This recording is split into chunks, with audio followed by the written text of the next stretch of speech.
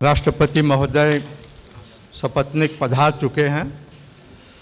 अब हम आज का कार्यक्रम प्रारंभ करने जा रहे हैं, परंतु जिस प्रकार से हम जानते हैं प्रत्येक कार्य हम लोग दीप प्रज्वलन से प्रारंभ करते हैं, तो हम निवेदन करेंगे दीप प्रज्वलन के लिए सामने राष्ट्रपति की अर्धांगिनी श्रीमती वृंदा जी गोकुल उपस्थित हैं। उनसे निवेदन करेंगे कि दीप प्रज्वलन के लिए सामने आएँ। श्रीमती वृंदा जी, साथ में भारत से श्रीमती सुषमा शर्मा जी, विश्व हिंदी सचिवालय की महासचिव डॉक्टर रामधारी जी, हमारे उप मंत्री डॉक्टर महावीर जी, कृपया साथ में। ओम भूर्भुवस्वः ओम भूर्भुवस्वद्यौरिव वोम्नः पृथिवीव वरिम्ना तस्यास्ते पृथिवी देव यजनी पृष्ठे अग्निमन्ना दमन्नाध्याया दधे। ओम अग्निमीळे पुरोहितं यज्ञस्य देवमृत्विजं होतारं रत्नधातमम्। ओम अग्न आयाहि वीतये गृणानो हव्यदातये निहोता सत्सिवर्षि।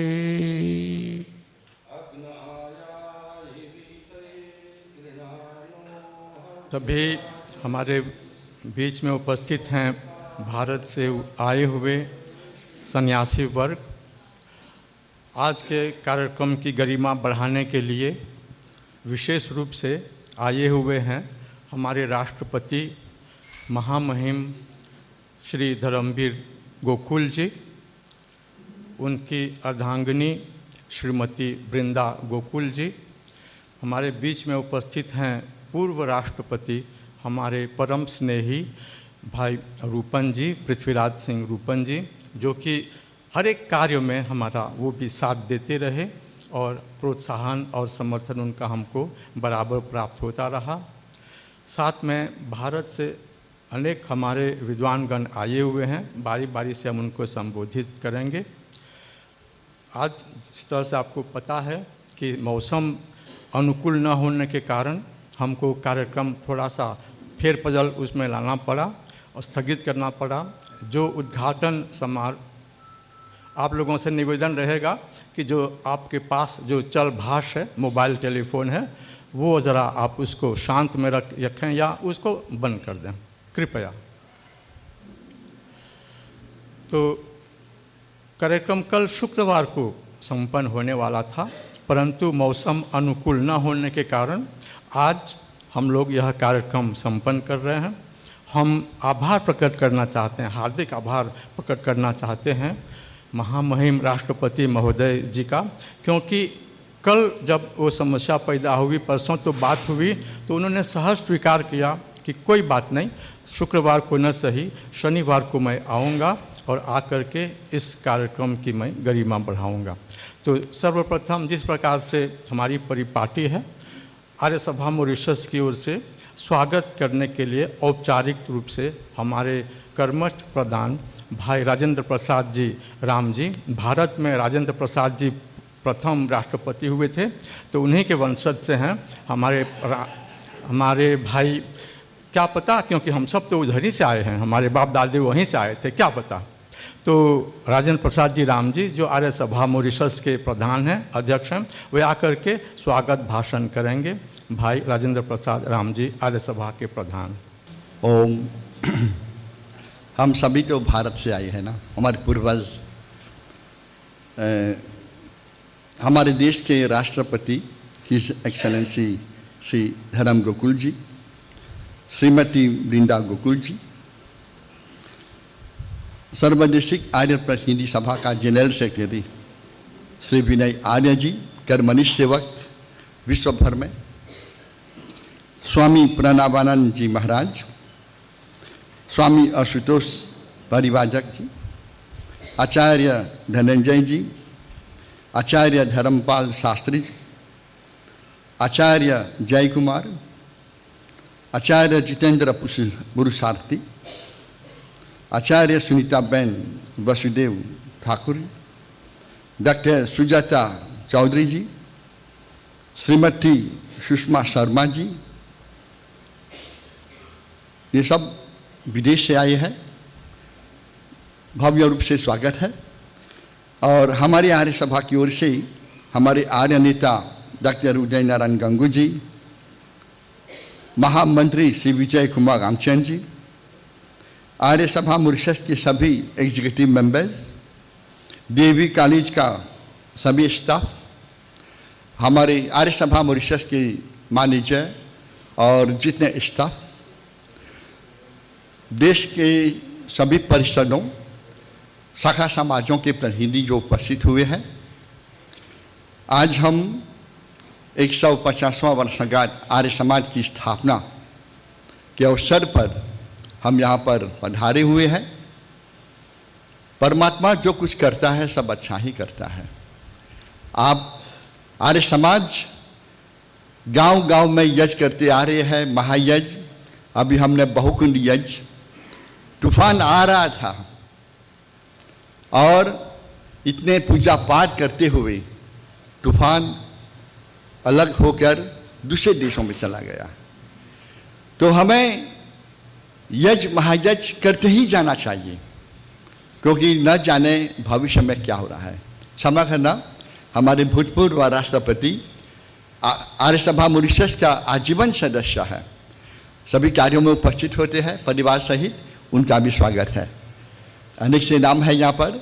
एक बार फिर से हमारे पंडिता, हमारे श्री बालचंद्र ठाकुर जी, जितने लोग उपस्थित हुए हैं, मैं सभी का स्वागत कर रहा हूँ इस शुभ अवसर पर। 150वां वर्षगांठ पूरे देश में, पूरी दुनिया भर में हमारे श्री विनय आर्य की उपस्थिति में ये हो रहा है। अभी हाल में हम अमेरिका में थे और हमारे श्री विनय आर्य जी कर्मनिष्ठ वक्त वहाँ का कार्य बहुत अच्छी तरह संभाला और आज भी उपस्थिति है। हम तालियों से उनका स्वागत कीजिएगा ऐसे व्यक्ति के लिए। समय पर ध्यान रखते हुए मेरा जो संदेश रहेगा और आने वाले दिनों में आज केवल स्वागत के रूप में मैं यहाँ पर आप लोगों को संबोधित कर रहा हूँ। आशा है कि सभी के सहयोग से आज का कार्य सफल रहे। ध्यान के लिए बहुत बहुत धन्यवाद। अभी आपने हमारे प्रधान श्री राजेंद्र प्रसाद रामजी जी को सुना। उन्होंने आपका हार्दिक और औपचारिक स्वागत किया। हम सभी यहाँ एकत्रित हुए हैं आर्य समाज की स्थापना की 150वीं वर्षगांठ के शुभ अवसर पर एक विशेष कार्यक्रम में सम्मिलित होने के लिए, और जिस प्रकार से यहाँ पर 2 दिनों के लिए अंतर्राष्ट्रीय एक सम्मेलन होने जा रहा है, उसमें भाग लेने के लिए कि इन 150 वर्षों में कौन सी यात्रा तय की आर्य समाज ने और आगे का रास्ता हमारा क्या होगा, इस पर हम लोग चिंतन करेंगे, मनन करेंगे, आत्ममंथन करेंगे और आगे की रणनीति हम लोग तैयार करेंगे।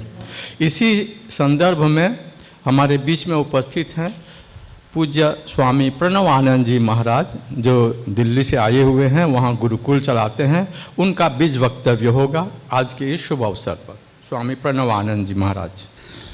ओम यतो यतः समीहसे ततो नो अभयं कुरु शं नः कुरु प्रजाभ्यो अभयं नः पशुभ्यः। आज के इस आर्य महासम्मेलन के शुभारंभ की पवित्र वेला में यहाँ पर पधारे हमारे महामहिम आदरणीय राष्ट्रपति महोदय, इसके साथ साथ और भी बड़ी प्रसन्नता की बात है कि हमारे आर्य सभा के आजीवन सदस्य पूर्व राष्ट्रपति महामहिम भी पधारे हुए हैं। उनका भी मैं हृदय से अभिनंदन स्वागत करते हुए समवेत आर्यभद्र पुरुषों, मातृशक्ति और विद्वज्जन और आर्य नेतृवृंद, सभी को साधुवाद देते हुए इस पावन सम्मेलन की वेला में मैं एक बात अवश्य कहूँगा कि ऋषि दयानंद ने आर्य समाज की स्थापना संसार का उपकार करने के लिए की थी, और संसार का उपकार किस तरीके से हो सकता है तो उन्होंने सत्यार्थ प्रकाश में लिखा है कि अच्छा तो आर्य समाज है, इसके सदस्य बन सकते हो तो बनो, और उत्तम तो वेद मार्ग है, पकड़ सकते हो तो पकड़ो, नहीं तो कुछ हाथ नहीं आएगा। तो इन सब बातों को लेकर के हमारे जो बड़े हुए हैं पूर्वज जो यहाँ पर आए हैं भारत भूमि से, वो अपने साथ में सत्यार्थ प्रकाश लेकर के आए, ऋग्वेद आदि भाष्य भूमिका को लेकर के आए, संस्कार विधि को लेकर के आए, वेद भाष्य को लेकर के यहाँ आए, ऋषि के सब ग्रंथों को लेकर के यहाँ पर आए, और अपने उत्तम संस्कार और यज्ञ कुंड घी और सामग्री को लेकर के यहाँ पर आए। और उसी से आज मैं बीज व्याख्यान आपको क्या दूंगा, बीज तो पहले वपन हो चुका है और हमारे बड़ों ने वो बीज बोया, और आज तो ये वट वृक्ष बनता जा रहा है। देखिए, मैं दुनिया के 9-10 देशों में जा चुका हूँ, परंतु मैंने ऐसा कहीं नहीं देखा कि राष्ट्रपति, उपराष्ट्रपति, पूर्व राष्ट्रपति कई सदस्य उस समाज के या उस आर्य समाज के मेरी दृष्टि में आए हों। नहीं, आज तो बड़ा सौभाग्य है कि हमारे पूर्व राष्ट्रपति तो आज ही उन सदस्य हैं, और कल हम महामहिम जी से मिले थे तो इनके विचार सुन करके बहुत अच्छा लगा। नहीं तो आज कौन राष्ट्रपति किससे कितनी बातें करता है। एक प्रार्थना की, उसके ऊपर आप यहाँ पधारे अपने अनेक कार्यों को छोड़ करके ने, इतने बड़े इस राष्ट्र को संभालना, इस समाज को देखना तो बहुत मतलब एक आस्था का विषय है कि आप इतने कामों को छोड़ करके भी टाइम निकाल करके आए हैं। तो मैं अपने इस अवसर पर बस मेरा तो यही बीज कथन है कि आर्यो जिस पवित्र भावना को लेकर के हमारे पूर्वज हमारे बड़े यहाँ आए, उन्होंने बीज वपन किया और इस आर्य समाज को इतना ऊंचा उठाया कि इस छोटे से देश में 450 से ऊपर आर्य समाज हैं, और प्रत्येक आर्य समाज में बड़ा अच्छा विधिवत सत्संग और यज्ञ होता है। तो ये सब सामान्य बात नहीं है। तो मैं आपके और महामहिम के बीच में ज़्यादा देर रहना नहीं चाहता, बस यही मान के चलो कि अच्छा तो आर्य समाज है, उत्तम तो वेद मार्ग है, पकड़ सकते हो तो पकड़ो, नहीं कुछ हाथ नहीं आएगा। वह इन शब्दों के साथ मान्य महामहिम का बहुत बहुत धन्यवाद, साधुवाद। और बहन जी भी पधारी हैं, उनका भी हृदय से अभिनंदन है। वैसे आप इसी ढंग से दोनों आपकी शतायु तक त्रायुषम जमदग्न है, कश्यपस्य त्रायुषम यद्देवेषु त्रायुषम तन्नोस्तु त्रायुषम, दोनों की जोड़ी शतायु बनी रहे। ओम सम।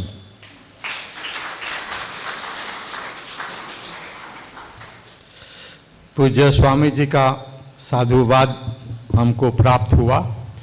निस्संदेह हमारा कार्य जो है सफलतापूर्वक संपन्न होगा, जिसे क्योंकि यहाँ पर अनेक सन्यासी, अनेक विद्वान, अनेक आचार्यगण यहाँ उपस्थित हैं। इन सब के शुभकामना और सबका शुभ आशीर्वाद है। आप सभी को पता है, भारत से हमारे बाप दादे लाए गए थे यहाँ पर मजदूरी करने के लिए, खेतों में काम करने के लिए, गन्ने के खेतों में काम करने के लिए।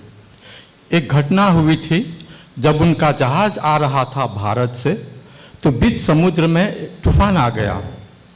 जब तूफान आ गया तो उस जहाज का जो कप्तान था वो बोला कि बहुत इसमें वजन है, भार बहुत है जहाज में, इसको घटाना होगा, नहीं तो जहाज हमारा डूब जाएगा। उन्होंने यह आदेश दिया कि इस जो जहाज में जो माल, जो सामान लाया जा रहा था, उसमें कोयला भी था, बोरियों में कोयला भरकर ला रहे थे। कहा कि जो मजदूर हैं उनको फेंक दो, नहीं तो ये जो कोयला हमारा है ये हम लोग सुरक्षित रूप से मॉरिशस नहीं पहुंचा पाएंगे। उस समय एक बोरी कोयले की कीमत, उसका मूल्य था 50 पैसा, केवल 50 सेंट्स। इसका मतलब यह हुआ कि हमारे बाप दादाओं की कीमत उस समय 50 सेंट 50 पैसे से अधिक उसकी कीमत नहीं थी। आज उन्हीं के वंशज इस देश को उन्होंने संवारा और यहाँ पर जो आर्य समाज के मूल्य हैं, जो भारतीयता के मूल्य हैं, उनको लेकर के सब लोग बोलते हैं मॉरिशस ने बहुत प्रगति की है। प्रगति इसलिए की है क्योंकि भारतीयता का यहाँ पर जो है साम्राज्य था, वो मूल्य, वो संस्कार, वो संस्कृति यहाँ पर थी। ऐसे मजदूरों के वंशज आज इस देश में हर एक क्षेत्र में कार्य कर रहे हैं। साधारण नौकरी से लेकर के बड़े बड़े पद पर, और हमारे बीच में आज दो ऐसे महानुभाव उपस्थित हैं जो इस देश के राष्ट्र नेता, इस देश के राष्ट्रपति, एक तो पूर्व और वर्तमान, हमारे बीच में धर्मवीर गोकुल जी, अभी स्वामी जी ने उनके बारे में कहा, वो पूरी तरह से प्रभावित हैं आर्य समाज के मूल्यों से। इनका जो दर्शन है, इनकी जो दृष्टि है कि मानवाधिकार होना चाहिए, सभी के लिए समान अधिकार होना चाहिए, समान अवसर होना चाहिए। आप जो राष्ट्रपति महोदय हैं, महामहिम, साधारण परिवार में पैदा हुए, प्लेंडेरोस गांव में, जुआपा के पास में, वहां पर पैदा हुए। पिताजी मजदूरी करते थे, मनीलाल जी, माताजी घर संभालती थी, परंतु आज देखिए उनकी संतान, उनका सुपुत्र इस देश के राष्ट्रपति हैं।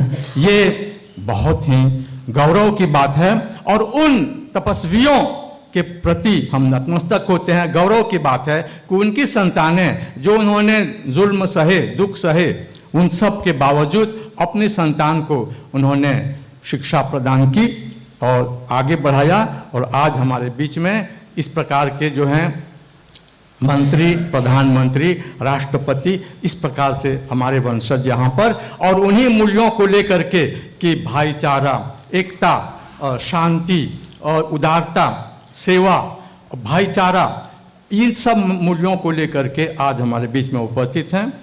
मैं हार्दिक वहाँ अभिवादन करता हूँ कि हमारे बीच में उपस्थित हैं।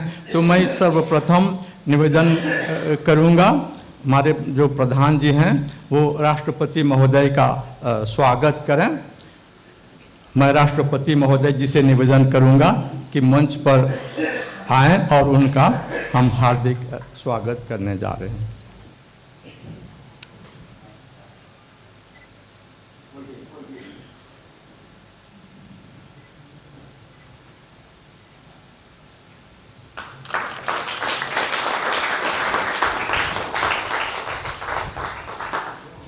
मैं स्वामी प्रणवानंद जी से प्रार्थना करूंगा कि आप भी आकर के हमारे राष्ट्रपति महोदय का सम्मान करें, उनको शुभ आशीर्वाद दें।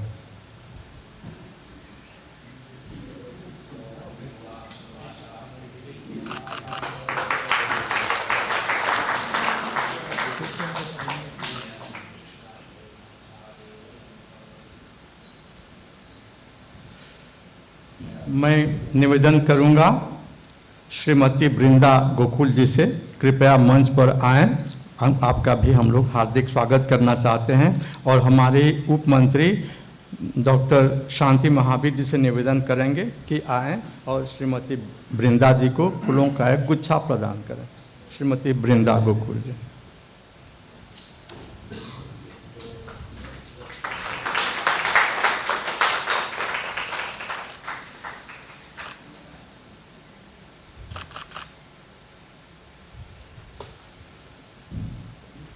मैं प्रार्थना करूंगा हमारे भाई रूपन जी मंच पर आएँ, उनका भी हम स्वागत करेंगे। मैं डॉक्टर उदय नारायण गंगू जी से आग्रह करूंगा कि मंच पर आएँ और उनको एक शाल प्रदान करें। पूर्व राष्ट्रपति श्री पृथ्वीराज सिंह जी रूपन।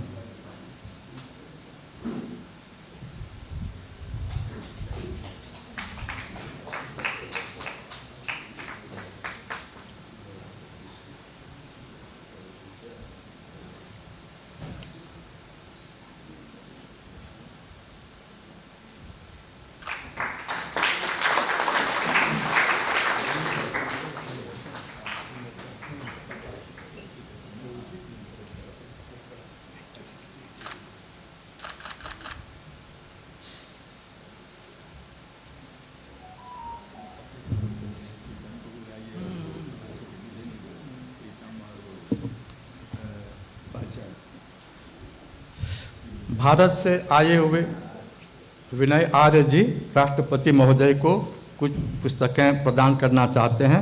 उनसे आग्रह करेंगे आकर के राष्ट्रपति महोदय को पुस्तकें प्रदान करें।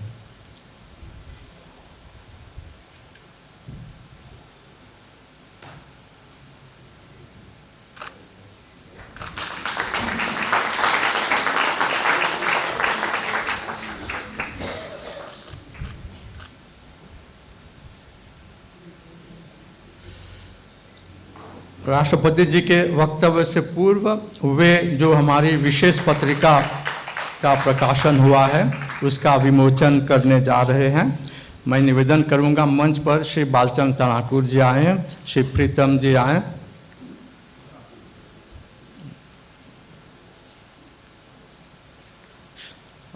रामजी जी जो प्रधान हैं वो आ जाएं कृपया।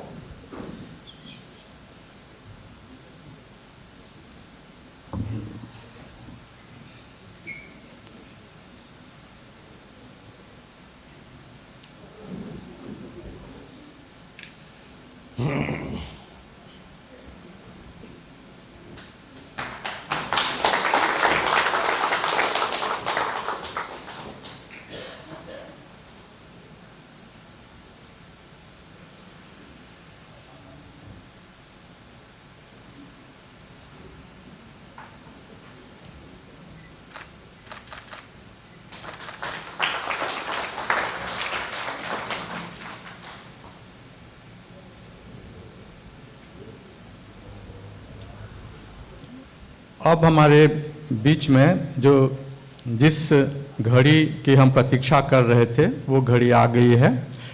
हमारे राष्ट्रपति महोदय राष्ट्रपति बनने से पूर्व एक प्रकांड जो है विद्वान हैं, ये आप जानते हैं। आपको बता दें दिल्ली में इन्होंने अपनी उच्च शिक्षा प्रारंभ की और वहाँ से आकर के मॉरिशस विश्वविद्यालय में इन्होंने बहुत सहयोग किया वहाँ पर, और ये एसोसिएट प्रोफेसर भी वहाँ पर थे और साथ में शिक्षा मंत्री रहे। फिर एक बात रेखांकित करने के बाद मैं अपनी जगह पर जाऊँगा।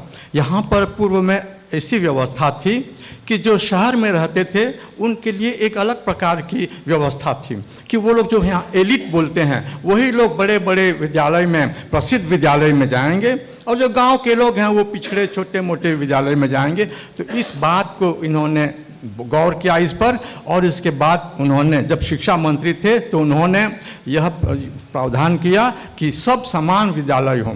कोई स्टार जैसे हमारे होते हैं 5 सितारा होटल होता है, कोई 3 सितारा होटल होता है, उन्होंने कहा नहीं, सभी विद्यालय का समान दर्जा और स्तर होना चाहिए और सभी को समान अधिकार मिलना चाहिए। वो चाहे गरीब के बच्चे हो या अमीर के बच्चे, सबको समान अवसर मिलना चाहिए। और आप देखिए गरीब गांवों में कई लोग जो हैं बहुत आगे बढ़ रहे हैं शिक्षा के क्षेत्र में। राष्ट्रपति महोदय जी का अधिक समय न लेते हुए आपको बता दें ये पूरी तरह से स्वामी दयानंद से प्रभावित हैं और मानव अधिकार पर बहुत बल देते हैं और अपने घर पर संध्या यज्ञ हवन करते हैं और साथ में जो उनके अर्धांगिनी जी हैं बहुत इनका वो है प्रोत्साहन करती है। तो हम उनसे आग्रह करेंगे कि आज आकर के जो अपना वक्तव्य, अपना संदेश है इस शुभ अवसर पर प्रदान करें और इसके बाद औपचारिक उद्घाटन करें इस सम्मेलन का। महामहिम राष्ट्रपति Dharamji Gokul.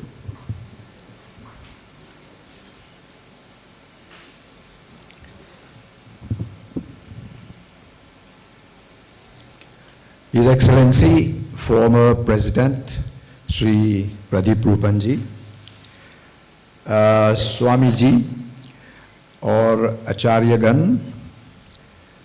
eminent Mauritian and international scholars, Sri Rajendra Prasad Ramji ji, President of Arya Sabha, Mauritius, esteemed Arya Samajis, distinguished guests, participants, members of the media, all protocol observe, सभी प्रोटोकॉल का पालन करते हुए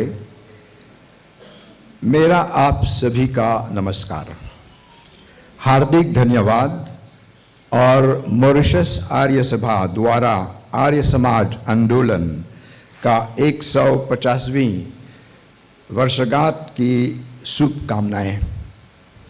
इस शुभ अवसर पर मैं बहुत खुश और सम्मानित महसूस कर रहा हूं। मौसम के कारण जैसे आपको बताया गया, इस कार्यक्रम को पुनर्निर्धारित किया गया है। एज अनाउंस, जो मैं संबोधित करूंगा आपको हिंदी और इंग्लिश में होगा। As announced, this program has been rescheduled due to weather conditions. I feel deeply honored to be associated with the celebrations of the 150th anniversary of the Arya Samaj movement by Mauritius Arya Sabha, and I'm happy to be in your presence today.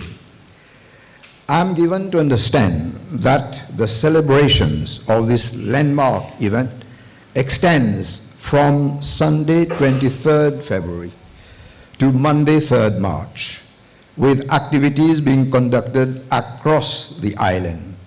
Notably, this International Arya Conference from today to tomorrow being the key event and involving the participations of eminent resource persons from Mauritius and India. On this auspicious occasion, the Mauritius Arya Sabha is also launching, we have just seen the launch of a commemorative magazine. You must have made tremendous efforts and mobilized considerable resources in organizing such an important event. I do go to international conferences, but when I check the program and the number of activities you have been carrying out, it's remarkable, really. I think the organizers need a round of applause, please. I congratulate you all for this laudable and commendable initiative. And I also congratulate all the resource persons. I've seen the list of topics, and I know that a lot of hard work has gone in the preparation of all these topics. So I congratulate all the resource persons for their valuable contributions. इस अंतर्राष्ट्रीय सम्मेलन के आयोजन करने के लिए और एक स्मारक पत्रिका प्रकाशित हुआ, इसके लिए आप सभी लोग को मेरा धन्यवाद। मैं हमारे अंतर्राष्ट्रीय अतिथियों का विशेष स्वागत करता हूँ। A special welcome to the guests of honor and our special guests from India. I do hope that apart from sharing your precious insights on the Arya Samaj movement, you will find some time from your busy schedule to enjoy our multicultural diversity of our people and the beautiful sceneries of our Paradise Island. This international conference is a fitting tribute to a visionary leader, Swami Dayanand Ji, who dedicated his entire life to the revival of Vedic philosophy and thoughts, eradication of social evils, and clarification of our duties as human beings. I'm happy to note that in this audience we have a number of young people. And what I'm going to say is very important for our young people. The overall aim of Arya Samaj movement has been to make the world noble by promoting social, spiritual, and physical well-being. On this auspicious occasion, I would like to pay tribute to Arya Sabha Mauritius, which needs to be commended not only for its active propagation of Vedas, but also for its commitment and devotion. I know most of the people who are at the head of Arya Sabha for a long time, and I would like to congratulate them for their devotion to social service and educational engagement since its establishment in 1903. With 400 branches and 247 centers across the island, residential homes that look after the elderly, orphans, the physically challenged, those abandoned by relatives, and survivors of domestic violence, a daycare center for de-addiction of drug addicts that offers treatment and counseling services for those indulging in substance abuse, sensitization campaigns on health issues, promoting arts and culture through various activities. Educational establishment, which I'm familiar with, I have visited most of them, providing holistic education to children, adolescents, and young adults. You continue to serve our nation irrespective of color, creed, or religion. I do not propose to deliver a long discourse on the life, contributions, legacy, and influence of the Arya Samaj movement. There is an exhaustive literature on Arya Samaj on the internet, and through your regular activities, you continue to spread the message of Swami Dayanand, the Arya Samaj, and the Vedas. The themes of this conference, I have mentioned earlier, dwell on a wide range of issues ranging from education, science, medicine, religion, culture, language, conversion, family, children, and gender, law, economics, politics, and governance. Really, an overall agenda for the Arya Samaj movement and for the society of today and tomorrow. I wish our learned guests, resource persons, and participants a very successful conference. मुझे आशा है कि इस अंतर्राष्ट्रीय सम्मेलन के दौरान आप आर्य समाज आंदोलन, इसके महत्व और योगदान के बारे में अधिक जानेंगे. I now come to a few reflections which I want to share with you. Swami Dayanand created Arya Samaj movement in the late 19th century to counter the influence of Western colonization. India was a colony of Britain, and it is at that moment that Swami Dayanand came with the Arya Samaj movement to counter the influence of Western colonialism and degradation of Indian social values. Swamiji's mission was religious reform, not of the Indian reform, social and cultural regeneration, and political emancipation. Swamiji did not create a new religion, but rather a movement, an andolan that was started to respond to the evils of Hindu society. 150 years have gone by since Swami Dayanandji started the Arya Samaj movement. We are now in we are in 2025. 1875, 2025, 150 years has gone by. And we have a new world having its own challenges. An aging population with a declining birth rate, the gradual replacement of extended families by nuclear families, where children no longer benefit from intergenerational mentoring. We used to learn from our elders, but today there is some kind of a generational divide that help to shape the character and personality of the younger generation, prevent delinquent behaviors or poor academic performance. A growing number of double income, pati patni dono kaam kar rahe hain ab, who will look after the family. Single mothers, rising divorce rates, increased incidence of child abuse or child neglect resulting in all kinds of social misdemeanors among children and youth. We also have an education system today in the world where acquisition of certificate, diploma, a degree is more important than civil and spiritual and moral values, reinforcing materialism at the expense of spiritualism, undermining solidarity and promoting individualism. An institutional crisis where organizations, economic, social, religious, cultural, and political are all plagued by the prevalence of corruption, nepotism, favoritism, discrimination, and poor governance. The proliferation of drugs and violence of all kinds, the influence of advancing technologies on our lives and living, climate emergency, and the increasing gas emissions threatening the very existence of our planet, a crisis of leadership. This is not an exhaustive list of new challenges, many of which did not exist when Arya Samaj movement was founded. 1875, 2025, the world has changed.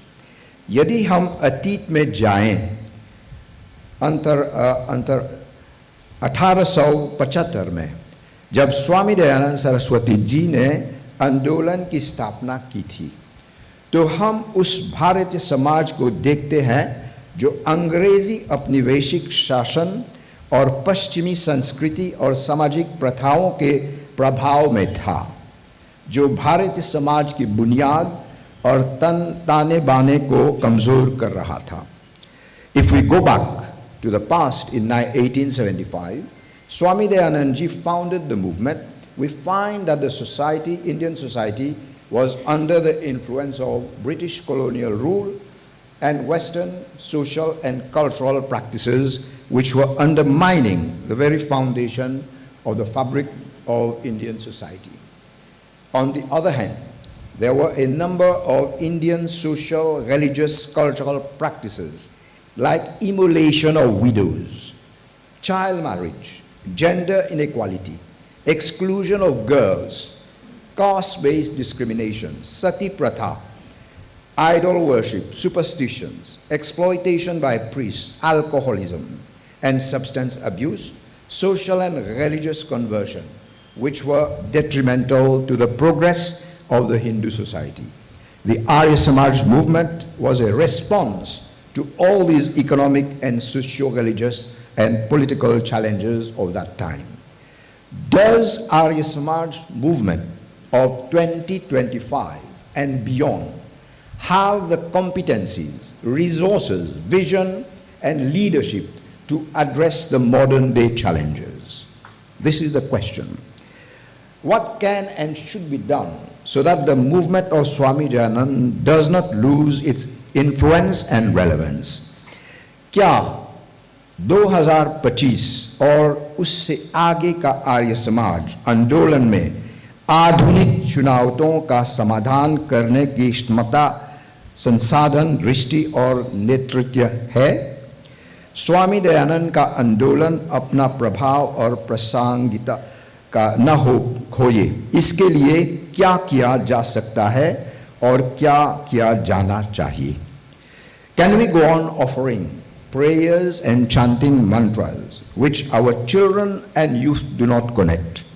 I've been to many prayer sessions.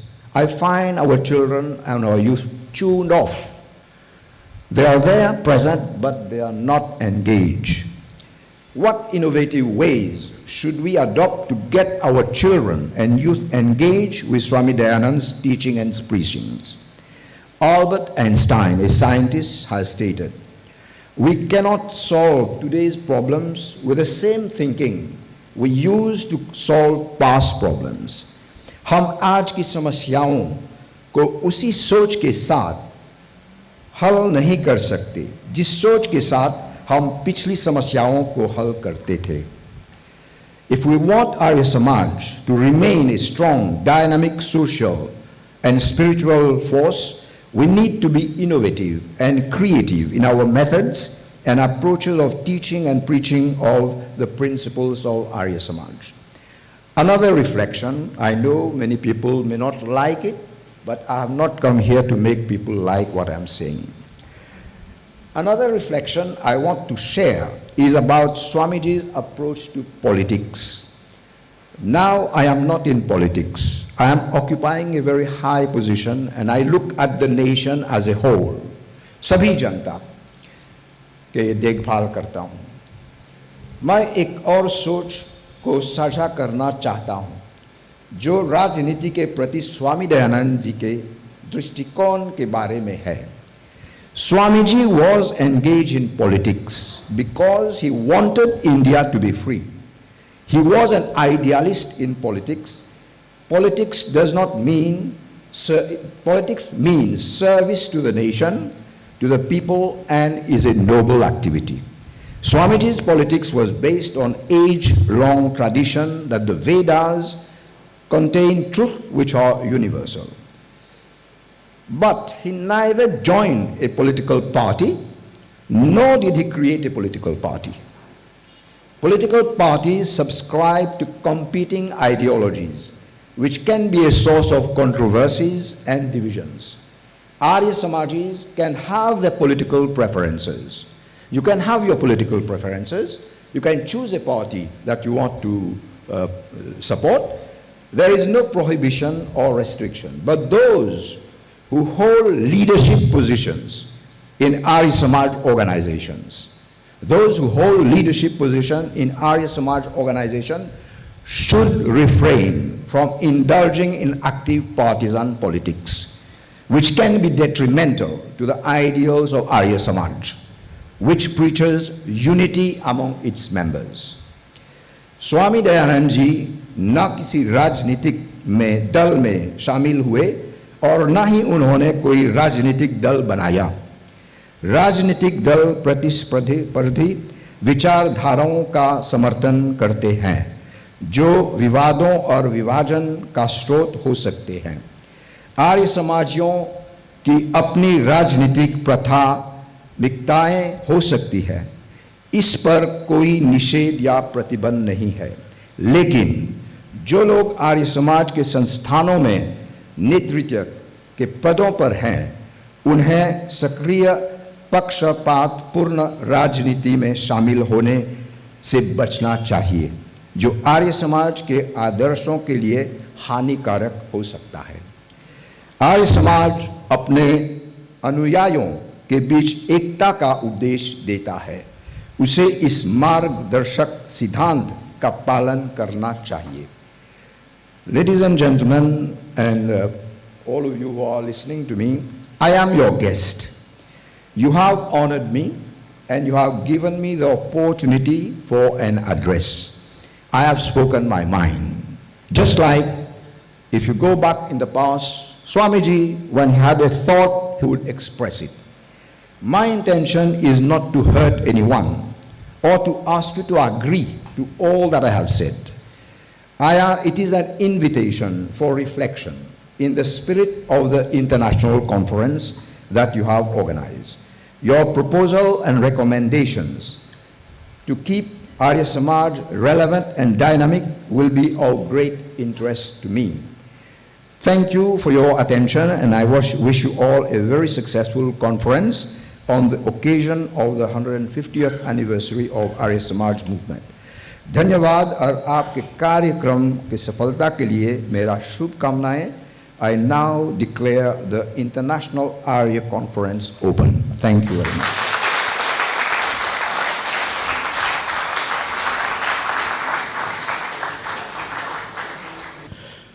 पुत्र करे पिता पर बस इतना उपकार, धन्य धन्य उसका पिता कहता रहे संसार।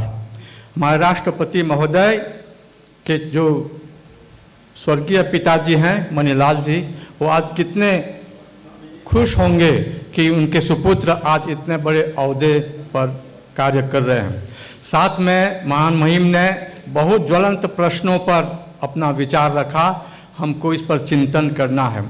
अब इस संदर्भ में हम लोग एक जो है अनावरण करने जा रहे हैं एक प्लाक का, जो 150वीं वर्षगांठ के लिए है। मैं निवेदन करूंगा रूपन जी साथ में, और भारत से हमारे जितने आए हुए हैं हमारे अतिथि सभी लोग कृपया आकर सन्यासी और सभी अधिकारी आ जाइए कृपया।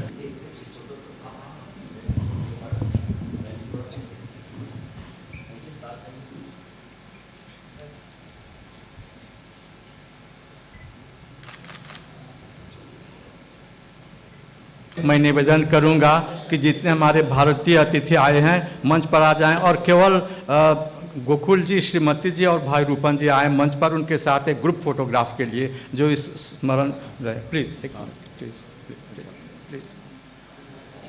भाई और बहनों, समय आ गया कि मैं आपका धन्यवाद करूं। हमारा पहला धन्यवाद जाता है आज के मुख्य अतिथि माननीय राष्ट्रपति श्री धर्मवीर गोकुल जी को, तूफान कल था, परसों, और कल उन्होंने स्वागत किया भारत के सभी लोगों का। इसके लिए हमारा विशेष धन्यवाद। आज बहुत ही प्रातः आप यहाँ पधारे, सपत्नीक, आप दोनों को विशेष धन्यवाद। आपने जो भाषण अभी सबके सामने प्रस्तुत किया, आपके जीवन का निचोड़ था। जो अनुभव आपने जीवन में प्राप्त किया सभी दिशाओं में, उस अनुभव का एक निचोड़ आपने प्रस्तुत किया। इसके लिए बहुत बहुत धन्यवाद। आपने हमारी पत्रिका का विमोचन किया, इसके लिए भी धन्यवाद। अंततः आपने पत्रिका के साथ साथ एक स्मारक का भी उद्घाटन किया, इसके लिए भी आपको विशेष धन्यवाद। हमारे पूर्व राष्ट्रपति श्री पृथ्वीराज सिंह रूपन जी, जैसे कि आपने सुना, हमारे लाइफ मेंबर हैं आर्य सभा के, आज से नहीं, और वो अकेले नहीं, उनके परिवार के कई सदस्य। राष्ट्रपति के काल में उनका सहयोग हम भूल नहीं सकते हैं। प्रातःकाल में उन्होंने जो उपस्थिति दी, उनको विशेष धन्यवाद। पूज्य स्वामी प्रणवानंद जी महाराज भारत से एक मंडल लेकर उपस्थित हुए, जिनमें आचार्य धनंजय और आचार्य जितेंद्र, उनके साथ श्री धर्मपाल शास्त्री जी, कहाँ हैं आप? हाँ, श्री धर्मपाल शास्त्री जी 93 इयर्स ओल्ड, परम विद्वान, संस्कृत के महान विद्वान, लेखक, वक्ता, समाज सेवक, 93 वर्ष में हवाई जहाज में सवार होकर आए और कई स्थानों पर उन्होंने जोरदार भाषण द्वारा हम सबको संबोधित किया। इस आयु में हमारे बीच उपस्थित होने के लिए आपको कोटिशा धन्यवाद। आचार्य जय कुमार जी हमारे बीच में हैं, गुरुकुल से आए हुए हैं, उनको धन्यवाद। डॉक्टर सुनीता बैन जी हैं, डॉक्टर सुनीता जी हैं जो आयुर्वेद की बहुत ही अच्छी जानकार हैं, और कई महानुभाव भारत से स्वामी प्रणवानंद जी महाराज के साथ पधारे हुए हैं। कल तूफान से लड़ते हुए दयानंद के वीर सैनिक, जबकि खतरा था, उन्होंने 3 यात्रियों के साथ मूसलाधार वर्षा में एयरपोर्ट पर उतरे और श्री हरिदेव रामधनी भाई एयरपोर्ट पर पहुंचे। 7 बजे रात्रि में श्री विनय आर्य जी, जो दिल्ली प्रादेशिक सभा के मंत्री हैं और सार्वजनिक सभा के भी कर्णधार हैं, वो जितने वक्ता अभी भाग लेंगे सम्मेलन में, सबके लिए वे लेकर आए हैं। जब वो आपके हाथ में आएंगे तब देखेंगे क्या है, मैं बताना नहीं चाहता हूँ क्या लेकर आए हैं। उनको कोटिशा धन्यवाद। भार लेकर आए और मूसलाधार वर्षा में उसको उतारना बड़ा कठिन हो गया था जहाँ पर आप टिके। उनके साथ आए हैं धर्मपाल महाशय जी, का नाम आपने सुना है।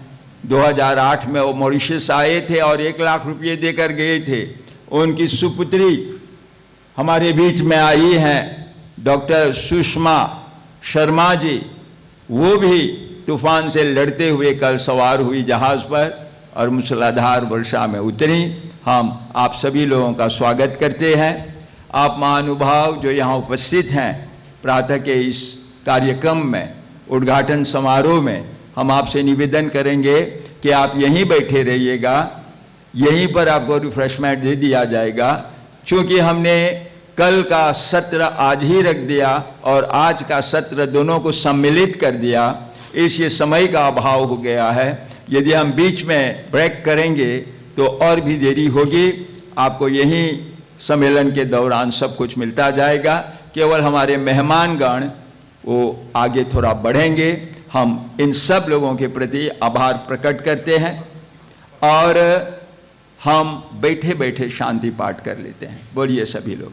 पंडित ओम शांति अंतरिक्षा शान्तिः पृथिवी शान्ति आपः शान्ति षदयः शान्तिः वनस्पतयः शान्तिर्विश्वे देवा शान्ति ब्रह्म शान्तिः सर्वं शान्ति शान्तिरेव श्यामा शान्तिरेधि ॐ शान्ति शान्ति शान्ति ओम।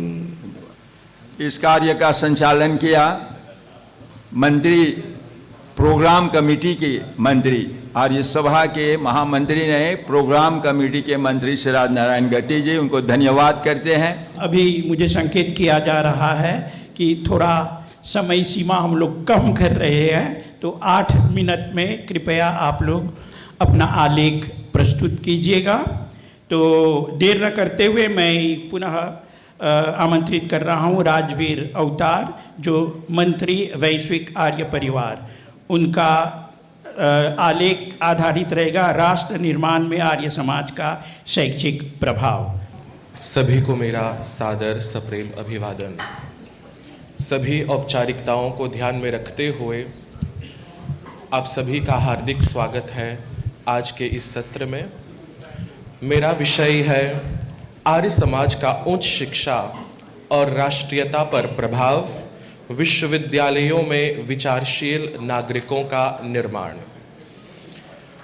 आधुनिक युग के निरंतर विकसित हो रहे परिदृश्य में आर्य समाज का शैक्षिक दर्शन समकालीन उच्च शिक्षा के बौद्धिक और सांस्कृतिक स्वरूपों को आकार देने में एक प्रमुख शक्ति के रूप में खड़ा है।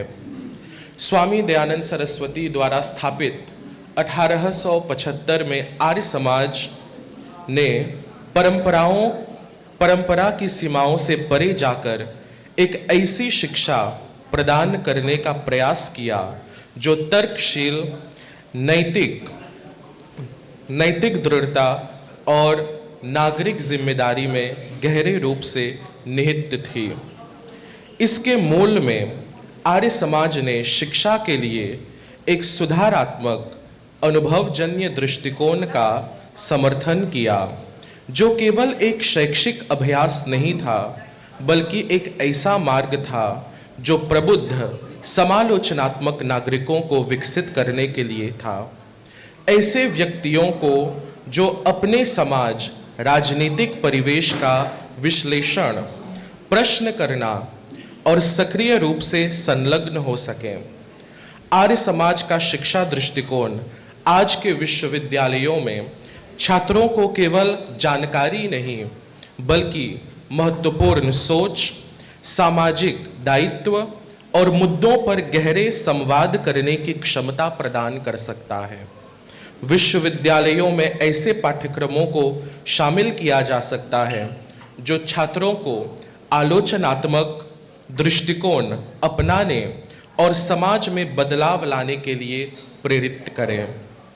Swami Dayanand promoted rationalism and the importance of questioning established norms.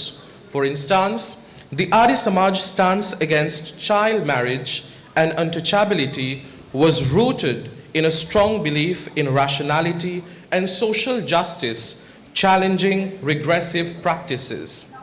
In contemporary universities, courses designed around critical thinking and social change, such as philosophy of social justice or criminal media literacy, could encourage students to evaluate social issues more deeply. For example, courses like environmental ethics teach students to question practices that harm the environment, much like how Arya Samaj challenged harmful societal practices in the 19th century.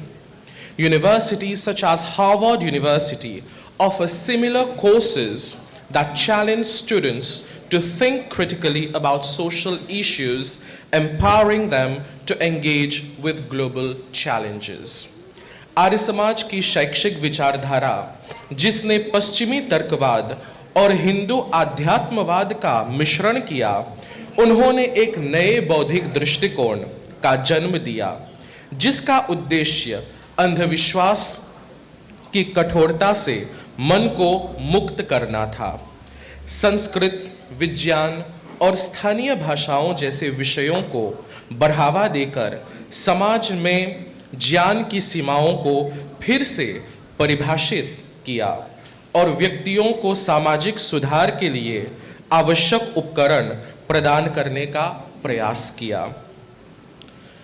1947 में भारत की साक्षरता दर केवल 12% थी, जो अब 2023-24 तक बढ़कर 77% से अधिक हो गई, जो इस बात का संकेत है कि आर्य समाज जैसे आंदोलनों से उत्पन्न शैक्षिक सुधारों का गहरा प्रभाव पड़ा।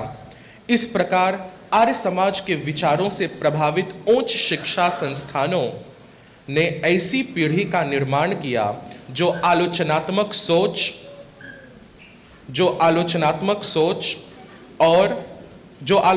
सोच से संपन्न थी और ब्रिटिश उपनिवेशी शासन और भारतीय समाज में व्याप्त सामाजिक अन्याय को चुनौती देने के लिए साहसिक बनी थी।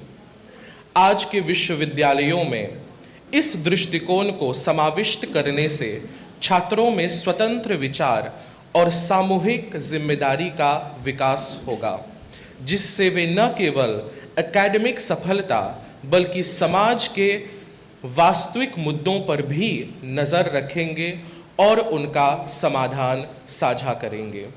The Arya Samaj philosophy promoted individual freedom coupled with collective responsibility.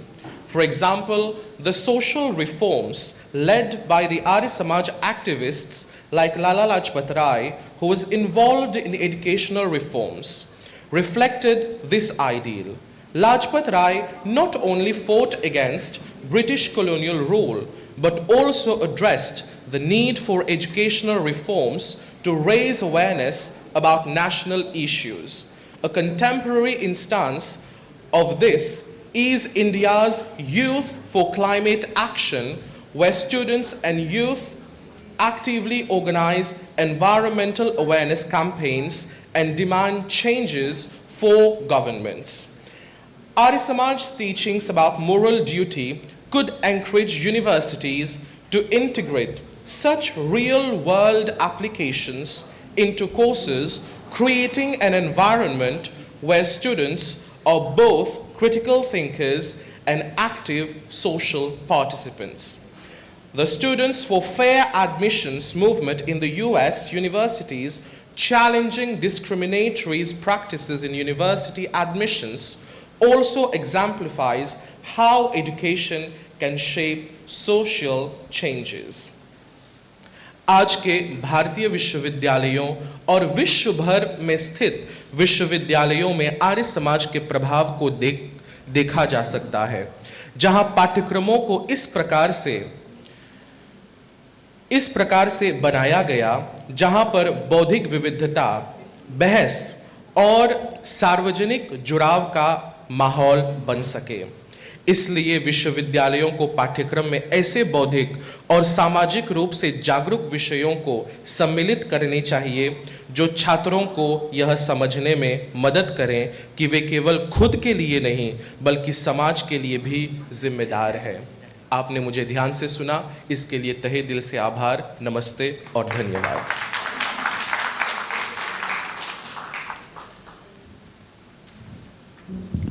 बहुत बहुत धन्यवाद राजवीर जी। मैं वक्ताओं से आग्रह करूंगा कि समय सीमा का पालन करें ताकि मैं आकर बीच में उन लोगों के बीच में ना आऊं। तो धन्यवाद पुनः राजवीर जी। और अब मैं श्री विजय आनंद रामचंद्र जी से प्रार्थना करूंगा। वह विजय जी महामंत्री आर्य सभा और उनका विषय है शिक्षा के क्षेत्र में आर्य समाज की धरोहर।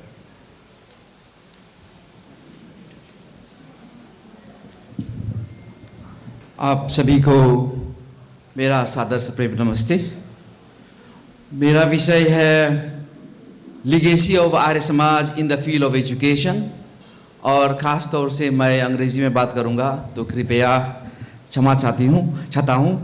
तो education, legacy of education, legacy of Arya Sabha in the field of education. And when we talk of Arya Samaj, be it in Mauritius, be it in internationally, education is very at heart of whatever Arya Samaj is been doing. And the very fact that today, ladies and gentlemen, children and everybody is sitting together, we are assembled together in a hall and listening to us, is a legacy in terms of education, what Arya Samaj gave us. Later in the afternoon, we'll be listening to our Purohitae. This is also a legacy in terms of education, what Arya Samaj has been giving to us. So the legacy in the field of education has been tremendous. The legacy itself in terms of education is immense, is immeasurable, what Arya Samaj has been given to us. When I talk about Arya Samaj, I talk Arya Samaj as a whole, because we cannot dissociate Swamiji and Arya Samaj. Arya Samaj and Swami Dayanand is one and same. We have to learn from the life of Mercy. We have to learn from the journey Arya Samaj has been doing for the last 150 years, and it is immense. When we look at the life of Mercy Dayanand, by his own life, is a teaching for us. He gave us Arya Samaj, and Arya Samaj is not merely a religious movement. It's not just an organization, it's not just a movement. It's a catalyst. It's a catalyst for the social and intellectual awakening. And this is where education has been transcending in whatever activity, chahe social ho, chahe religious ho, education has been cutting across. And Arya Samaj has been promoting the Vedic values and modern education. Now, in terms of legacy, just take one example. The quest for true knowledge, the search for right education. We just celebrated, अभी हाल ही में हमने Rishi Board बनाए. Just take from the Rishi Board itself, Swamiji, what he teaches us. He teaches us that we have to search for the right knowledge, for the quest for knowledge. He left all the comfort of life. He left his home. He quit everything for the search of knowledge. And this is a teaching for us. That is, we should not be satisfied with what we've got. We need to search. We need to look for the right education. So the search for education is the first legacy that Arya Samaj and Mercy Dayanand gave us, that we need to go for the search of true knowledge.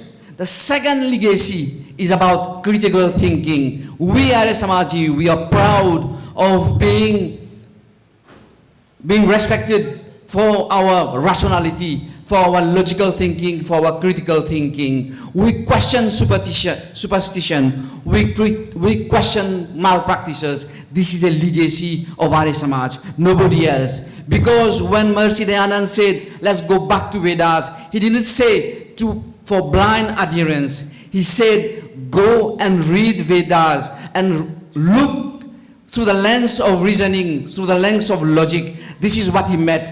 He didn't tell you to go and read blindly. He put the critical mind to you. So the critical thinking is a second legacy that Mercy Dayanand gave us. The capacity to question malpractices. The third legacy is education for all. He believed in education for all, in line with the principle 8 of Arya Samaj, which calls for treating everybody with love, justice, and merit. Mercy Dayanand's vision of compulsory regardless of caste and gender. And just before the His Excellency, the President of Mauritius, was saying that we have no boundaries, we have no casteism. And this is where Mercy Dayanand said that compulsory education for all, regardless of caste and gender. Though this was a revolutionary concept, we are talking in the years of 1875. Today we are in 2025. And only today, whatever Swamiji said, resonance in the declaration of UNESCO. UNESCO in the early 90s, 1994 or 1945, said and put universal access to education to all as one of the elements of human rights. So this is to tell you that whatever Mercy Dayanand proposed in the 19th century is still relevant. The fourth one, holistic education. While we now talk about holistic education for the purpose of social reform, Principle 6, which emphasizes acting for the good of the world, spiritual, physical, and social well-being, their education acts as a tool for social reform, challenging inequalities and promoting justice. Importantly, Arya Samaj championed moral and practical education, recognizing that true education must prepare individuals for reality. In that context, a holistic education encompassing physical, intellectual, emotional, and spiritual development, empowering individuals to become independent, critical thinkers, and equipped with practical life skills. Today, again, UNESCO concept of holistic education similarly emphasizes the development of whole person, including cognitive, emotional, social, and ethical dimension. That's the legacy of Arya Samaj. Arya Samaj came with education for all. Arya Samaj came with holistic education, and all those two concepts define their way in the UNESCO. Next one is early childhood. Who doesn't know that Satya Prakash highlights the understanding of formative years?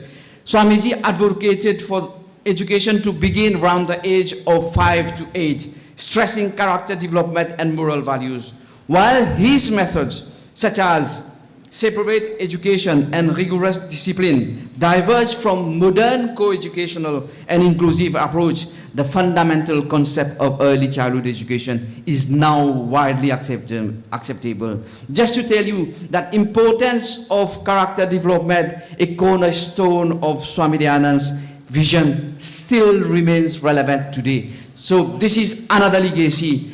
Next legacy is about promotion of modern education. Arya Samaj emphasized the importance of education in Vedic tradition, advocating for a curriculum that combined traditional Vedic teaching with modern scientific knowledge. This approach encouraged critical thinking and rationality.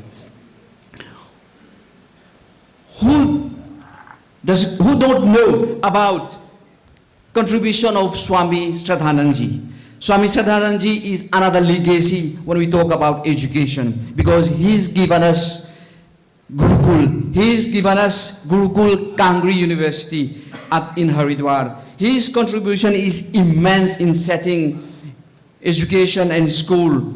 So, Swamiji, we cannot forget Swami Shraddhanandji when we are talking about education. Next legacy is urging for human education. Who doesn't know that Mercyji and Arya Samaj contributed for l'épanouissement for the women in education. Advocacy of Hindi and Sanskrit. This is also another legacy.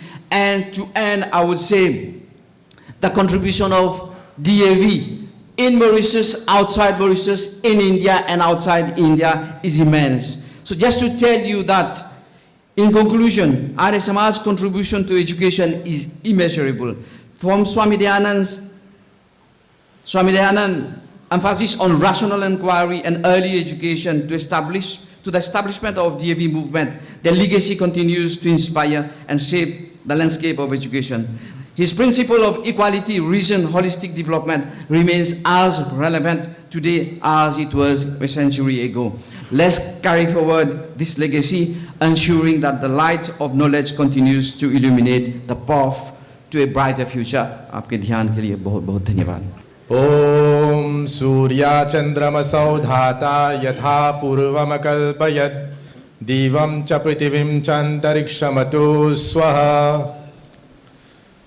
आदर के योग्य इस सभागार में उपस्थित भारतवर्ष से आए हुए वेद के प्रकांड विद्वान स्वामी प्रणवानंद जी, प्रतिनिधि सभा के मंत्री जी और भारत से आए हुए सभी जो डेलीगेट्स, सभा के अधिकारीगण, सभागार में उपस्थित देवी और सज्जनों, आप सभी को मेरा हार्दिक अभिवादन है।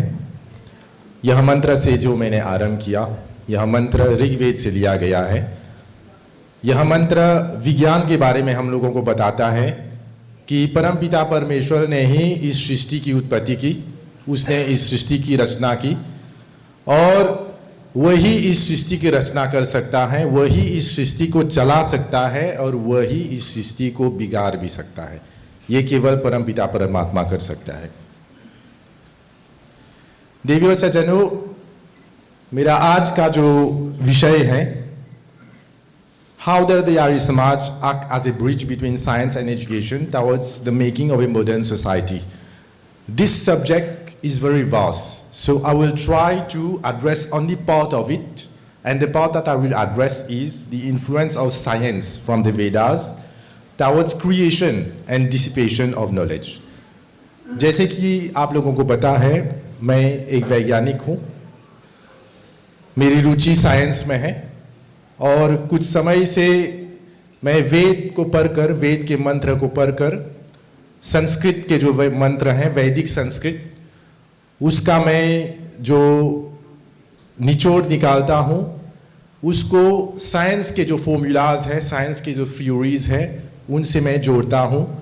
और मैं आज का जो मेरा प्रेजेंटेशन है वो आप लोगों को बताएगा कि जो हम लोगों ने स्कूल में पढ़ा होगा, बायोलॉजी में, केमिस्ट्री में, फिजिक्स में, कई ऐसे थ्योरीज है, कई ऐसे फॉर्मूलाज हैं जो आप लोगों को पता है, लेकिन शायद आप लोगों को नहीं पता होगा कि ये सब फॉर्मूलाज, ये सब थ्योरीज जो है वेद से निकाला गया है।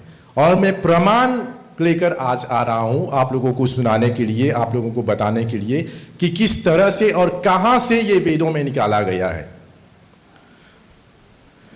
ये वेद के बारे में है। वेद जैसे सबसे पुरानी पुस्तक है, 4 वेद है, ऋग्वेद, अथर्ववेद, यजुर्वेद, सामवेद। 4 ऋषियों जो समाधि स्थिति में थे उनको दिया गया था सृष्टि की उत्पत्ति के बाद। और वेद में नेचुरल साइंस है और नेचुरल साइंस जो है 2 भागों में विभाजित किया गया है। एक है लाइफ साइंस और दूसरा है फिजिकल साइंस। लाइफ साइंस वो बायोलॉजी इत्यादि सब है उसमें, और फिजिकल साइंस फिजिक्स और केमिस्ट्री आता है उसमें। देवी और सज्जनों, वेद में इंटरडिसिप्लिनरी साइंस भी हैं जिसको कहते हैं एप्लीकेशन ऑफ साइंस, जैसे agriculture, environmental science, geology, earth science, ये सब जो है application of the main science that we have, biology, chemistry and physics.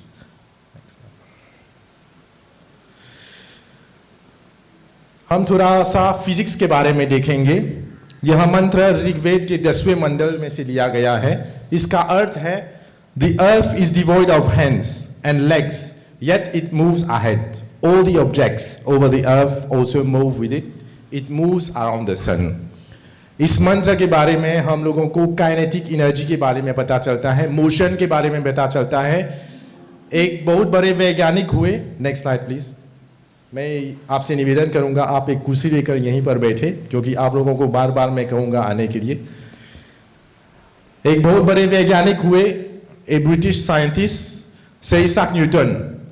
उन्होंने 1687 में न्यूटन्स लॉज ऑफ मोशन को पब्लिश किया था। परंतु ये मंत्र जो मैंने पहले आप लोगों को बताया, ये मंत्र जो है एग्जैक्ट जो है न्यूटन लॉज ऑफ मोशन के बारे में कहता है। और वेद आप लोगों को पता है सृष्टि की उत्पत्ति के बाद में प्राप्त हुआ था, और ये व्यक्ति जो है उन्होंने 1687 में इन्वेंट किया। अगला स्लाइड जो है और एक मंत्र है जो ऋग्वेद के 8वें मंडल में से लिया गया है। इस मंत्र के बारे में और फिजिक्स के बारे में लिखा गया है। इसमें ग्रेविटेशन और अट्रैक्शन के बारे में कहते हैं। और नेक्स्ट स्लाइड, आप लोगों को ये जो है ये स्टोरी पता है, ये कहानी पता है कि न्यूटन एक सेब के वृक्ष के नीचे बैठा हुआ था और एक सेब गिरा था उसके सिर पर। तब उसने ग्रेविटेशनल थ्योरी को इन्वेंट किया और ये 1665 में था, ग्रेविटेशन के बारे में। और जो मंत्र पहले मैंने आप लोगों को सुनाया ये वेदों में है, ऋग्वेद के 8वें मंडल में है। अब सृष्टि की उत्पत्ति कैसे हुई? जो मंत्र मैंने आप लोगों को सुनाया, सूर्या चंद्रमा सौधाता, जो रोज हम लोग संध्या में पाठ करते हैं, जो रोज हम लोग संध्या में बोलते हैं, यह मंत्र जो है एक वैज्ञानिक मंत्र है। इसमें कहा गया है किस तरह से परमपिता परमात्मा ने सृष्टि की रचना की। और यह मंत्र भी जो ऋग्वेद के 10वें मंडल में से लिया गया है, ये कहता है कि किस तरह सृष्टि की रचना की गई। और हम लोगों को बिग बैंग थ्योरी के बारे में पता है कि ये बताते हैं किस तरह सृष्टि की रचना हुई थी। ये 1927 में जो भी डिस्कवरीज उन्होंने किया, ये 1927 में। अब हम लोग केमिस्ट्री के बारे में थोड़ा सा देखेंगे। यह मंत्र जो है यजुर्वेद के 18वें मंडल में से लिया गया है और उसका अर्थ जो बताता है कि we have so many metals: gold, bronze, copper, iron, lead, tin, zinc, and the classification of elements came in the 1700s. And if we have some chemistry students among us, you know the periodic table of elements, what Mendeleev actually invented. It came in 1869. And the mantra that I actually showed to you on the screen has already been mentioned in the Vedas. The classification of metals, classification of elements, and even the next mantra coming, it has been mentioning the characteristic of the metals, that iron is black, copper is red. So all this has already been mentioned in the Vedas. And as I mentioned before, the periodic table came in 1869, but in the Vedas we already have these things. Next, the famous equation, water equation, 2H2 plus O2, 2H2O. यह ऋग्वेद के पहलेवें मंडल में जो मंत्र दिया गया है आप लोगों के स्क्रीन में, ये ऋग्वेद के पहले मंडल में यह मंत्र लिखा गया है। और बार बार आप लोग देखेंगे कि मंत्र में वरुणा शब्द आता है। वरुणा जो है उसका और जो है अर्थ आ सकता है, लेकिन वरुणा जो है उसको हाइड्रोजन कहते हैं। आज हम लोग जो है रिन्यूएबल एनर्जी की बात करते हैं, different sources of energy, alternative sources of energy, और वरुणा जो है hydrogen, most powerful sources of energy that we have today, and which is the next big thing coming in energy is hydrogen, and this has already been mentioned in the Vedas. And again, the equation of formation of water has been mentioned in the Veda, and it was discovered in 1800. Next slide, please. Now, biology in the Vedas, the classification of plants. This mantra taken from the Atharva Ved, the 8th mandala of Atharva Ved. It describes the classification of plants based on flowering and non-flowering plants, with fruits and without fruits. And this is biology. We have biology teacher here, so I'm speaking under his correction. The classification of plant, next slide, it came in 1735. And the mantra that I mentioned before in Atharva Ved has been mentioned long ago in the Vedas. Next slide, please. Again, biology, we have theories of photosynthesis. Rigved, the first mandal, we have the first 13 mantras, which actually describe photosynthesis. And the theory in biology came actually in the 1700s. Next slide, please. Now I will talk a bit on application of science. This is aeronautical science in the Vedas. Rigved, first mantra. As you can see on the screen, I have actually come up with some of the meaning of Sanskrit mantras, which they describe modern vehicles that we have. We have vehicles flying in the sky, in sea, and the next mantra as well. It actually mentioned agriculture in the Vedas. Again, we have application of science. These two mantras from the 10th mandal of the Rig Veda. Now, new concept of science. As we know, science has been evolving. It's not something static. It's something that keeps on changing. It's very dynamic science. It changes every second, every minute, every day. It keeps on changing. It's never static. The new concept of science that we speak today, artificial intelligence, data science, robotic, machine learning, all these things, we have a lot of students completing their HSC. They are doing degree courses in these fields that I've already mentioned. And I don't know if you will be shocked, but these things are actually in the Vedas. What actually artificial intelligence does and what actually data science does, you know, you have to interpret big amount of data, big data, in a very little amount of time. So the Vedas, actually we have around more than 20,000 mantras, and for this we can use this concept of data science and artificial intelligence to extend modern technologies according to the Vedas. Next. Yes, this is about robotics in the Vedas, the Rig Veda first mandal.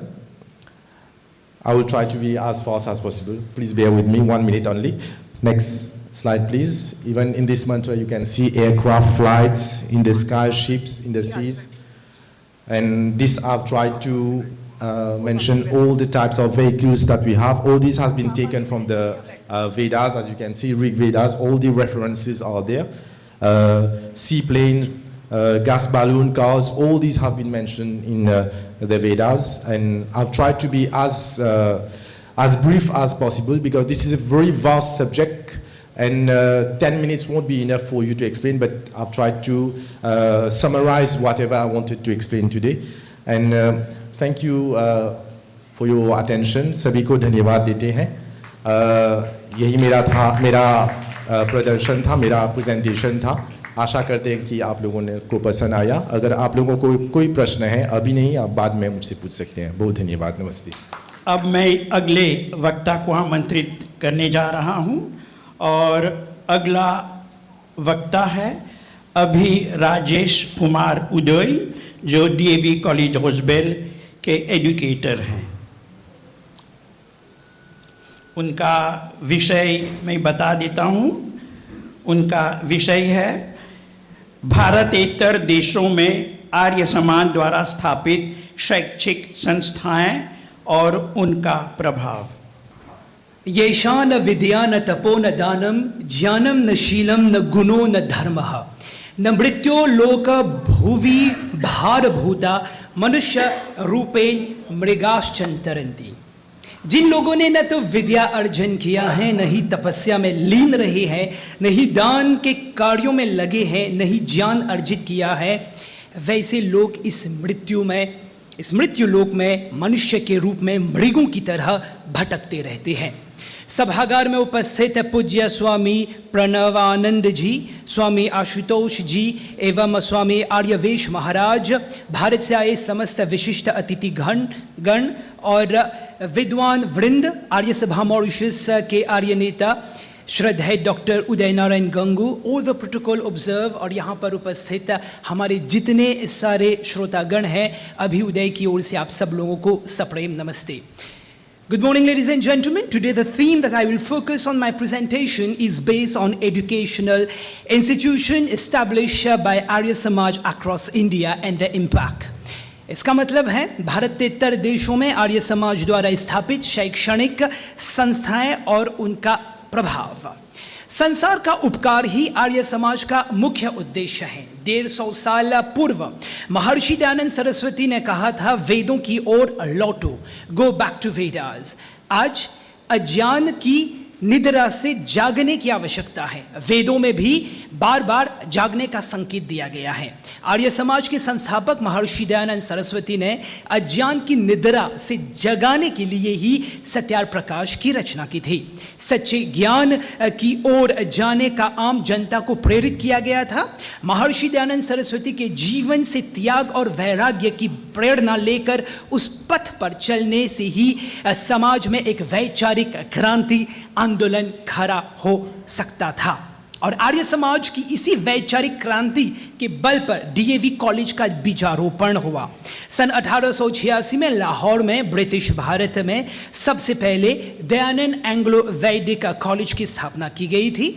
DAV अपने आप में एक शिक्षा प्रणाली बन गई थी और आज के समय में डीएवी कॉलेज प्रबंध समिति भारत और विदेशों में 900 से अधिक स्कूलों, 75 कॉलेज और विश्वविद्यालय के साथ साथ एक गैर सरकारी शैक्षणिक संगठन शामिल है। यह दयानंद सरस्वती एवं आर्य समाज के आदर्शों पर आधारित दयानंद एंग्लो वैदिक शिक्षा प्रणाली में गति लाने की दिशा में बहुत महान विभूतियों ने कमर तोड़ परिश्रम किया था। जहां तक डीएवी आंदोलन यानी कि डीएवी मूवमेंट की बात करें तो भारत में एक महत्वपूर्ण शैक्षिक एवं सामाजिक सुधार आंदोलन है जो आर्य समाज के संस्थापक महर्षि दयानंद सरस्वती की दूरदर्शी शिक्षाओं में गहराई से निहित है। इस आंदोलन की शुरुआत 19वीं सदी के अंत में लाला हंसराज, लाला लाजपत राय, पंडित गुरुदत्त विद्यार्थी एवं स्वामी श्रद्धानंद जैसे प्रतिष्ठित विभूतियों ने की थी, जो डीएवी संस्थानों के अग्रदूत के साथ साथ पथ प्रदर्शक बन गए। स्वामी श्रद्धानंद जी ने डीएवी संस्थाओं में वैदिक मूल्यों के उन्नयन में अपना सानी नहीं छोड़ा। DAV movement has grown exponentially, spreading it's educational influence across India even beyond it's borders, making a profound impact on the education landscape. DAV schools have garnered a reputation for academic excellence, character development, and a strong connection to India's rich cultural heritage.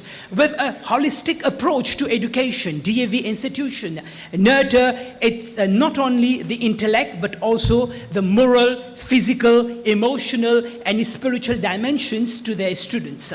DAV स्कूलों का मुख्य उद्देश्य एक प्रबुद्ध समाज का निर्माण करना है जहां व्यक्ति ज्ञान से सशक्त हो, महान मूल्यों से ओतप्रोत हो, सामाजिक जिम्मेदारी की भावना से हो प्रेरित हो, छात्रों को सार्वभौमिक नैतिकता को अपनाने, विविधता का सम्मान करने और सभी कल्याण के लिए काम करने, समुदाय में सद्भाव और एकता को बढ़ावा देने के लिए प्रोत्साहित किया जाता है। लेडीज एंड जेंटलमैन, एक सदी से एक से भी अधिक के विरासत के साथ डीएवी स्कूल सीखने, रचनात्मक सोच और नवाचार के वातावरण को बढ़ावा देने में अग्रगणी बने हुए हैं। गुणवत्तापूर्ण शिक्षा प्रदान करने और सामाजिक रूप से जागरूक नागरिकों को ढालने के लिए आंदोलन की अटूट प्रतिबद्धता के अस्तित्व के मूल में बनी हुई है।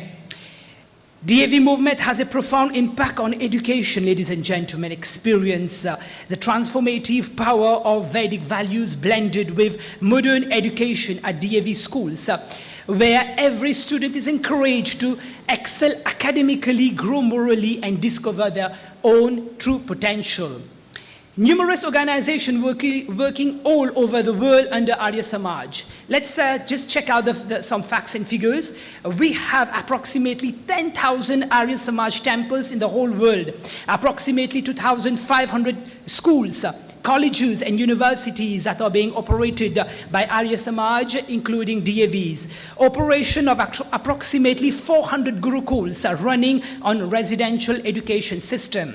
Many orphanages are in operation for bringing up more than 20,000 orphans in different places. Approximately 1,500 hospitals and dispensaries are being run by Arya Samaj to serve the mankind. Operation of thousands of gymnasium, Vyayam Shala, for physical development of youngsters by Arya Veer Dal. अब Mauritius यानी कि राष्ट्रीय स्तर पर बात करें तो आर्य सभा मॉरिशस के तत्वावधान में ऐसी कई संस्थाएं स्थापित हैं जहां पर छात्रों का सर्वांगीण विकास प्रत्यक्ष एवं परोक्ष रूप से हो रहा है। मॉरिशस में कुल 3 डीएवी कॉलेजेस हैं। उत्तर प्रांत में मोसेलमॉ सैंत-ऑंद्रे, देश की राजधानी पोर्टविस में यानी कि यहाँ पर डॉक्टर जगरू सिगोबिन डीएवी कॉलेज, दक्षिण प्रांत में रोजबेल में प्रोफेसर सुदर्शन जगीसो डीएवी कॉलेज। इन सभी डीएवी कॉलेजों में देवी और सज्जनों, एकेडमिक शिक्षा के अतिरिक्त वहाँ पर ऐसी कई गतिविधियाँ नियमित रूप से चलाई जाती है जहाँ पर विद्यार्थियों पर सकारात्मक प्रभाव पड़ रहा है। वस्तुतः छात्रों की मानसिक शक्ति भी बढ़ रही है और शारीरिक रूप से भी उनका विकास हो रहा है। हिंदू एजुकेशन अथॉरिटी के नेतृत्व में 2 प्राथमिक स्कूल हैं, पंडित काशीनाथ किश्तो आर्यन वैदिक स्कूल वाकवा और रामगति आर्यन वैदिक स्कूल लावोंचिया। इसके अतिरिक्त यूनियनवेल में सैन स्कूल के छात्रों की शिक्षा संबंधी समस्याओं एवं विकारों को सुलझाने के लिए कई साहसिक प्रयास किए जा रहे हैं। मॉरिशस के उत्तर प्रांत, खासकर पाए इलाके में स्थित ऋषि दयानंद इंस्टीट्यूट के छात्रों को वैदिक शिक्षा प्रदान की जाती है। इसमें कई मॉड्यूल्स पढ़ाए जाते हैं जहां पर छात्रों को आर्य शिक्षा का प्रचार प्रसार करने में वे तैयार हो सके। वैदिक शिक्षा को टेक्नोलॉजी के साथ पढ़ाई जाती है ताकि छात्रगण वैदिक शिक्षा को एक अलग स्तर पर ले जा सके। आर्य सभा मॉरिशस के संचालन में लगभग 250 से अधिक आर्य बैठकाएं हैं जो आर्य सभा मॉरिशस की आर्य की विद्या समिति के तत्वावधान में संचालित है, जहां पर हिंदी और संस्कृत का पठन पाठन होता है। इसके अतिरिक्त यज्ञ, वेद पाठ, मंत्रोच्चारण नियमित रूप से होते हैं। मुझे केवल 1 मिनट देना गुरुजी। DAV institution across the world, if we mention Guyana, DAV college Georgetown, Suriname Arya Pratinidhi Sabha, Fiji island DAV girls college, South Africa Arya Samaj association, England DAV primary school Birmingham UK, Singapore DAV Hindi school, America DAV Sanskriti school, North America New York Gurukul, Nepal DAV Sushil Kedia Vishwa Bharati school, Canada Vedic cultural centre, Kenya Arya Vedic academy Arya Samaj secondary school.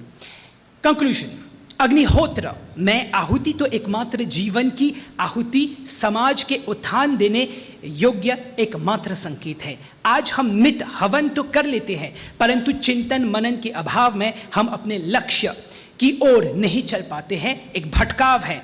परोपकार की भावना, सेवा करने का संकल्प लेकर उसको क्रियान्वित करना ही सबसे बड़ा यज्ञ है जिसकी आवश्यकता है। आप लोगों ने ध्यान दिया, इसके लिए नमस्ते और प्रणाम।